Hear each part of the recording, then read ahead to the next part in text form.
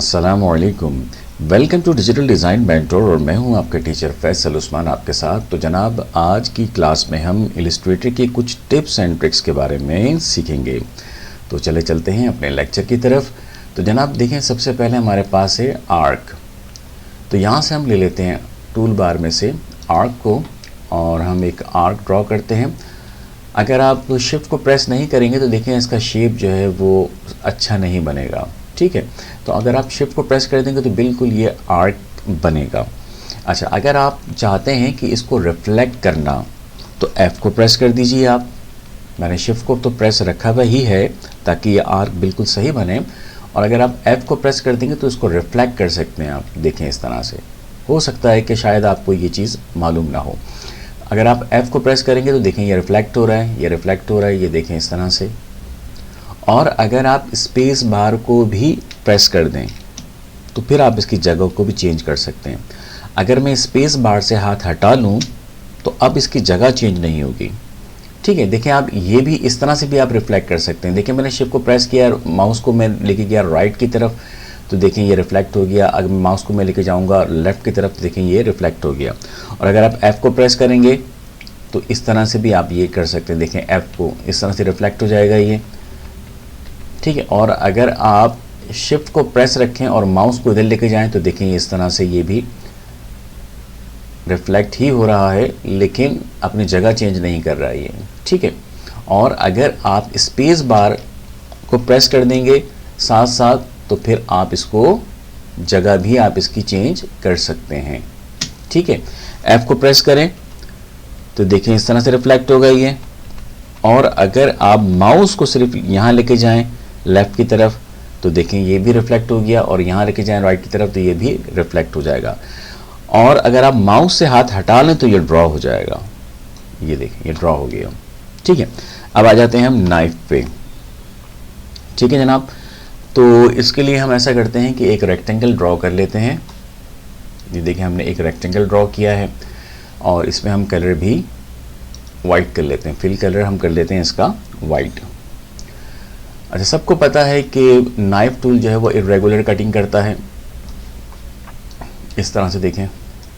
और इसके बाद ये इसने कट कर लिया, ये इरेगुलर इसने कटिंग की है। लेकिन अगर आप नाइफ टूल की मदद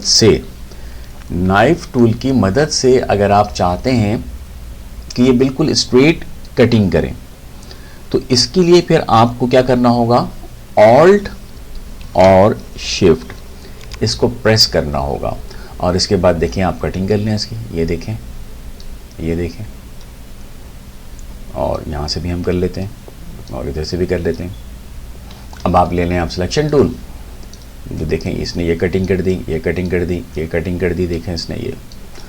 तो आप सबको पता होगा कि नाइफ टूल जो है वो अगर आप इरेगुलर कटिंग करना चाह रहे हैं तो आप नाइफ टूल की मदद से करते थे।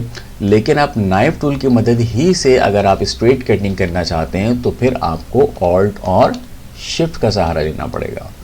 ठीक है, इसको हमने सिलेक्ट कर लिया ऑल्ट और शिफ्ट के साथ। देखें ये बिल्कुल स्ट्रेट कटिंग कर दी इसने। वैसे तो आप सीजर से भी आप कर सकते हैं स्ट्रेट कटिंग, लेकिन ये नाइफ के थ्रू था। ठीक है, अब हम चलते हैं कर्निंग की तरफ। अच्छा जनाब, यहाँ पर हम कुछ लिख लेते हैं FAISAL फैसल। ये मैंने अपना ही नाम लिख लिया और इसको मैं कर देता हूँ वाइट और इसको मैं कर देता हूँ बड़ा ताकि आपको नज़र आ जाए। और उसके बाद मैंने लिया टाइप टूल या टेक्स्ट टूल। देखें ये टाइप टूल लिया मैंने। अच्छा, कर्निंग क्या होती है? अगर मिसाल के तौर पर मैं ये चाहता हूँ कि A और I के दरमियान थोड़ा सा गैप हो जाए तो मुझे जहाँ पर गैप चाहिए वहाँ पर मुझे क्लिक करना होगा इस तरह से। और क्लिक करने के बाद मुझे ऑल्ट को मैंने प्रेस किया और ये जो एरो कीज़ जो होती हैं जो कि कीबोर्ड में होती हैं, एक होती है अप और एक होती है डाउन और एक होती है राइट और एक होती है लेफ़्ट। ठीक है, तो अगर मैं राइट वाले को बार बार प्रेस करूं तो देखें ये स्पेस इसका ज़्यादा हो रहा है। ठीक है, इसका स्पेस क्या है, ज़्यादा हो रहा है। और लेफ़्ट वाले को मैं अगर करूँ तो देखें ये स्पेस कम हो रहा है। मिसाल के तौर पर मुझे यहाँ पर स्पेस चाहिए था तो मैंने यहाँ पर स्पेस दे दिया एरो की को, राइट वाले को। इसके बाद फिर मैं यहाँ पे भी चाहता हूँ यहाँ पे भी स्पेस हो जाए, तो यहाँ पर मैंने क्लिक किया, ऑल्ट को मैंने प्रेस किया हुआ है और एरो की को मैं बार बार प्रेस करूँगा तो यहाँ पर भी गैप आ जाएगा। देखें बाज़ औक़ात हमें ज़रूरत पड़ती है गैप देने की, तो आप इस तरह से गैप क्रिएट कर सकते हैं। ठीक है, और आगे चलते हैं ग्लोबल एडिट। ये ग्लोबल एडिट क्या चीज़ है, हो सकता है कि शायद आपको ये भी ना पता हो।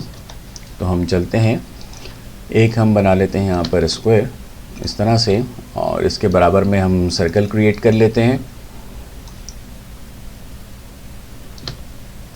इस तरह से। ठीक है, और दोनों को सिलेक्ट करके हमने ऑल्ट और शिफ्ट के साथ हमने इसकी कॉपी लेनी है। ठीक है, और इसके भी हम कॉपी ले लेते हैं यहाँ पर इस तरह से। अच्छा, इसकी कॉपी हम रख लेते हैं यहाँ पे और इसकी कॉपी रख लेते हैं हम यहाँ पे। ठीक है, स्क्वायर की। इसके बाद फिर आपने दोनों को सिलेक्ट करके यहाँ पर मूव कर लिया और इसकी कॉपी ले ली आपने सर्कल की यहाँ पे। ठीक है, अब आप सबको सेलेक्ट कर लीजिए। सबको सेलेक्ट करने के बाद इस तरह से भी आप कॉपी ले लीजिए नीचे। ये मैं क्या सिखा रहा हूँ आपको, ग्लोबल एडिट सिखा रहा हूँ। ठीक है, अच्छा इसके बाद आपने, अच्छा ये काम क्या करता है, ये काम देखिए ये करता है कि अगर आप को ये सारे, ये जो आपको स्क्वायर नज़र आ रहे हैं, आप चाह रहे हैं कि ये सारे के सारे स्क्वायर जो है ये सिलेक्ट हो जाएं और इसमें जो भी आप एडिट करें वो सब पे अप्लाई हो जाए।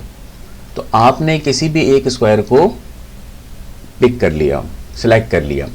सिलेक्ट करने के बाद आपने जाना है सिलेक्ट में।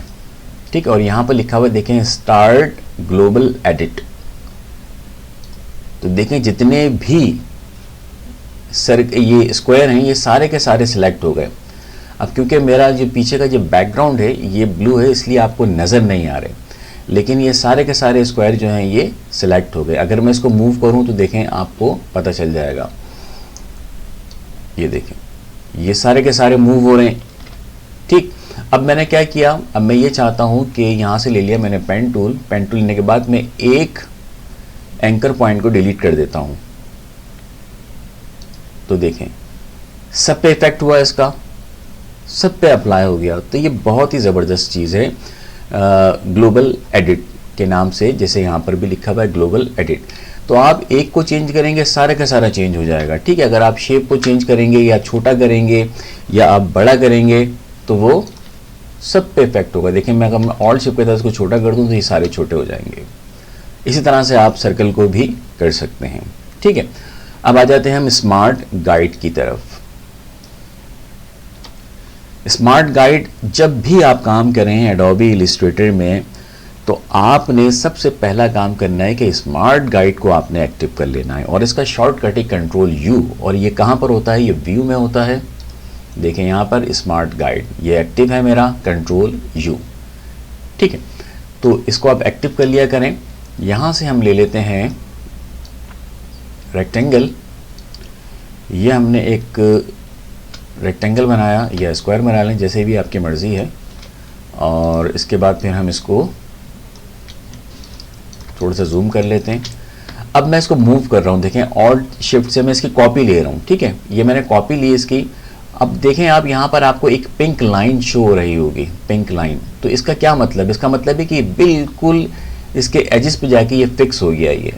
अगर मैं थोड़ा सा चेंज करूँगा, इसको आगे करूँगा तो ये गायब हो जाएगी गाइडलाइन। असल में ये आपके डिज़ाइन बनाने में आपकी हेल्प करती है स्मार्ट गाइड।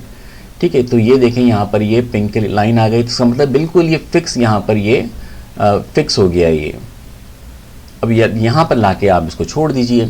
अच्छा, इसी तरीके से अगर आप इसको यहाँ लेके जाना चाहेंगे तो देखें यहाँ पे भी शो कर रहा है ये नीचे की तरफ, देखें पिंक लाइन। ठीक है, और अगर आप इसको बिल्कुल यहाँ रखना चाहेंगे तो देखें सेंटर की भी लाइन शो कर रहा है, कि उसका मतलब है कि ये बिल्कुल सेंटर में है, बिल्कुल इसकी सीध में है। तो लाके यहाँ पर आप छोड़ सकते हैं। ये आपके डिज़ाइन बनाने में हेल्प करता है, और इसको एक्टिव ही रहने दिया करें। अब मुझे क्या करना है, यहाँ पर सेंटर पे मुझे कोई सर्कल बनाना है इस स्क्वायर के। तो जब मैं कर्सर को यहाँ लेके जाऊँगा तो देखें यहाँ पर सेंटर शो हो रहा है, लिखा हुआ भी आ रहा है सेंटर। तो यहाँ से आप ऑल्ट शिफ्ट के साथ आप सेंटर से कुछ बना सकते हैं। देखिए ये बिल्कुल फिक्स बनेगा, बिल्कुल बीच से आके बनेगा ये इस तरह से, ठीक है। तो इस तरह से आप क्या कर सकते हैं, स्मार्ट गाइड जो है इसको एक्टिव करके आप जब भी कोई डिज़ाइन करेंगे तो वो स्मार्ट गाइड आपको हेल्प करेगा कि ये इसका सेंटर है और ये इसका एज है, ठीक है। अच्छा, अब आ जाते हैं हम यहाँ पर इसके नीचे माइनस फ्रंट पे। माइनस फ्रंट क्या है ये तो सारे ही जानते हैं, लेकिन मैं आपको ऐसी एक ट्रिक बताऊंगा। ऑल्ट शिफ्ट के साथ आपने एक स्क्वायर बनाया, इसको हम कर लेते हैं वाइट और इसको हमने यहाँ रखा। ऑल्ट शिफ्ट के साथ आपने कॉपी ले ली, इसको भी सिलेक्ट करके नीचे भी आपने ऑल्ट शिफ्ट के साथ कॉपी ले ली। कॉपी लेने के बाद आप यहाँ पर आए एलिप्स में और सेंटर से आपने एक बना लिया यहाँ पर सर्कल, ठीक है। और इसका हम कलर कर देते हैं चेंज ताकि आपको ये नज़र आ जाए, ठीक है। अच्छा देखिए, ये अलग है, ये अलग है, ये अलग है, ये अलग और ये अलग है। मैंने सबको सिलेक्ट किया। सबको सिलेक्ट करने के बाद कंट्रोल शिफ्ट F9 किया तो मैं पाथ फाइंडर में आ जाऊंगा। देखें, ये पाथ फाइंडर की विंडो ओपन हो गई है। और यहाँ पर अगर मैं माइनस फ्रंट करूँ तो आप सब जानते हैं कि रेड वाला नीचे वाले को कट करके हाइड हो जाता है माइनस फ्रंट करने से, तो यहाँ पर ये नहीं हो रहा, ठीक है। तो अब मुझे क्या टेक्निक यूज़ करनी चाहिए, मैंने इसको सिलेक्ट कर लिया वाइट को, इसको भी वाइट स्क्वायर को सिलेक्ट कर लिया, इस वाइट को भी सिलेक्ट कर लिया, इस वाइट को भी सिलेक्ट कर लिया और मैं कर देता हूँ कंट्रोल G ग्रुप करने के बाद दोबारा से मैं ट्राई करता हूँ। अब देखें ये ग्रुप में आ गया, ठीक है। अब मैंने दोबारा से इसको सबको सिलेक्ट किया और माइनस फ्रंट किया, अभी भी वो चीज़ नहीं हो रही जो कि माइनस फ्रंट करता है। तो फिर मैं क्या करूँ, देखें आपको क्या करना होगा, माइनस फ्रंट के लिए ऑल्ट को प्रेस करना होगा। ऑल्ट को प्रेस करें और फिर आप यहाँ पर माइनस फ्रंट पे जाके आपने क्लिक करना है। तो देखें ये क्या हुआ, इसने माइनस फ्रंट कर दिया। देखें इस तरह से हमें यही चीज़ चाहिए थी तो हमने यहाँ से इसको अप्लाई कर दी, ठीक है। अगर एक्सपेंड कर देंगे तो ये फिक्स हो जाएगा। देखें ये हमने इसको एक्सपेंड कर दिया, ठीक है। अच्छा जनाब, आगे है corner radius. Corner radius shift के साथ हमने एक स्क्वायर बना लिया और स्क्वायर बनाने के बाद हम चले गए यहाँ पर सिलेक्शन टूल पे। आप सबको ही पता है कि कॉर्नर रेडियस जो है, यहाँ पर आपको जो डॉट्स नज़र आ रहे हैं, या आप इसको सर्कल कह लें या आप इसको डॉट्स कह लें, ठीक है। अगर आप सिलेक्शन टूल की मदद से अगर आप यहाँ पर क्लिक करके इसको अंदर की तरफ माउस को लेकर आएंगे तो ये कॉर्नर रेडियस हो गया, ठीक है। ये तो सारे ही जानते हैं। अच्छा, अगर आप यहाँ पर एक दफ़ा क्लिक कर दें ऑल्ट के साथ, अगर आप यहाँ पर क्लिक कर दें तो देखें ये जो कॉर्नर रेडियस था ये अंदर की तरफ बेंड हो गया, ठीक है। आपके सामने है इस तरह से। अगर मैं एक दफ़ा ऑल्ट के साथ दोबारा से यहाँ पर क्लिक कर दूँ तो देखें ये पॉलीगोनल के टाइप का बन गया, ये पॉलीगॉन बन गया ये। और अगर आप इसको और ज़्यादा अंदर की तरफ लेके जाएंगे तो ये स्क्वायर ही बन जाएगा, ठीक है, इस तरह से, ठीक। तो ये हमने कैसे किया, ऑल्ट के साथ क्लिक किया, दोबारा से ऑल्ट के साथ हमने क्लिक किया तो ये शेप बन गया, दोबारा ऑल्ट के साथ क्लिक किया, दोबारा ऑल्ट के साथ क्लिक किया तो ये कॉर्नर रेडियस हो गया, ठीक है। तो इसको भी अप्लाई करके आप देखिएगा। और इसके बाद है जनाब पैटर्न रोटेट या पैटर्न साइज। एक हम बना लेते हैं यहाँ पर, ये रेक्टेंगल हमने बना लिया और इसमें हम अप्लाई कर देते हैं पैटर्न। ये हमने इसमें पैटर्न भी अप्लाई कर दिया, ठीक है। और इसको हम यहाँ से बंद कर देते हैं। अच्छा जनाब, अब अगर आप चाहते हैं कि पैटर्न जो है इस कंटेनर के अंदर जो कंटेंट है, यानी कि हमारा कंटेंट क्या है, पैटर्न है, तो अगर आप इसको रोटेट करना चाहते हैं तो आपने क्या लिया, यहाँ से सिलेक्शन टूल लिया और इसको आपने इस तरह से रोटेट कर दिया। जब आप रोटेट करेंगे तो पूरा कंटेनर ही रोटेट हो गया। तो हमें इस तरह से तो नहीं करना, हम चाहते हैं कि सिर्फ और सिर्फ अंदर का जो कंटेंट है, अंदर का जो पैटर्न है वो हमारा जो है वो रोटेट हो। तो उसके लिए आपको जाना होगा ऑब्जेक्ट में, ट्रांसफॉर्म में, और यहाँ पर देखें आपके पास आ रहा है रोटेट, तो आप रोटेट में आ जाइए।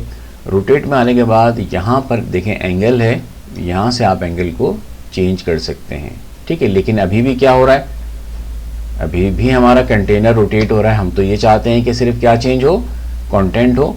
तो फिर आपने क्या करना है, देखिए यहाँ पर लिखा हुआ है ट्रांसफॉर्म ऑब्जेक्ट और यहाँ पर लिखा हुआ है ट्रांसफॉर्म पैटर्न, तो इस पे से आपने चेक हटा देना है और इस पे लगे रहने दें। अब यहाँ से जाके आप जब चेंज करेंगे तो देखें अंदर का जो पैटर्न है वो रोटेट हो रहा है, ठीक है। इसके बाद आप इसको ओके कर दें। ओके करने के बाद अगर आपने इसका साइज़ छोटा करना है, किसका छोटा करना है, कंटेंट का, पैटर्न का, तो फिर आपको जाना होगा दोबारा से ऑब्जेक्ट में, ट्रांसफॉर्म में, और इसके बाद आप चले जाएं स्केल में। स्केल में जाने के बाद इन सब पे से चेक हटा दीजिएगा, यहाँ से स्केल कॉर्नर वगैरह और स्केल स्ट्रोक इफेक्ट्स, इन सब पे से चेक हटा दें, सिर्फ ट्रांसफॉर्म पैटर्न पे चेक लगे रहने दें और यहाँ से आप इसको छोटा बड़ा कर सकते हैं। देखिए ये छोटा हो रहा है, सिर्फ आपका जो कंटेंट है वो छोटा हो रहा है और यहाँ से आप बड़ा भी इसको आप कर सकते हैं, ठीक है। तो उम्मीद है कि आज की क्लास आपको समझ आई होगी और इंशाल्लाह ताला नेक्स्ट क्लास में हम किसी और टॉपिक के साथ मिलते हैं। जब तक के लिए इजाज़त दीजिए, अपना ख़ास ख्याल रखिएगा। अल्लाह हाफिज़।